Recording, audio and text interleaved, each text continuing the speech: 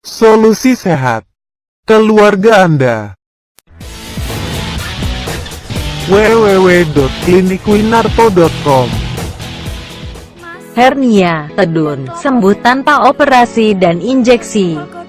Ribuan pasien telah tertolong sembuh dengan baik dan sempurna. Info dan konsultasi, hubungi klinik alternatif Winarto. Specifically inguinal hernia.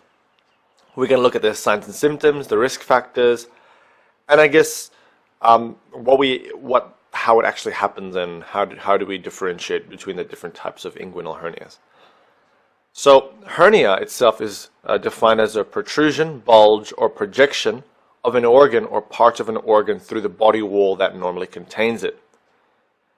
And there are different types of hernias, and they can be divided mainly into internal and external. We will mainly be talking about external hernias. Now, external hernias include inguinal hernia, which is the most common of all these, which is 80%.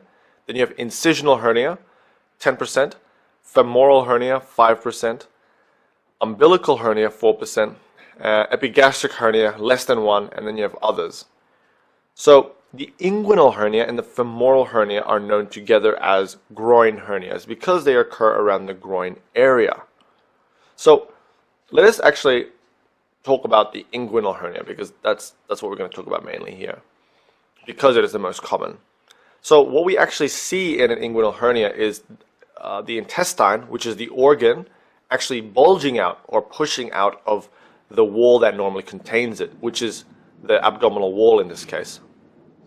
So the abdominal wall is actually comprised of, from the outside, the skin, the subcutaneous, and then you have the abdominal muscles. And there are 3 abdominal muscles here.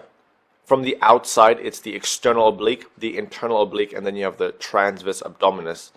So again, an inguinal hernia is essentially the bulge or protrusion of an organ, this being the intestine, through the wall that normally contains it, which is the abdominal wall.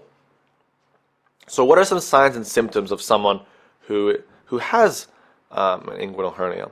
Well, obviously it depends on the severity and how much it's actually bulging out and if it's strangulated.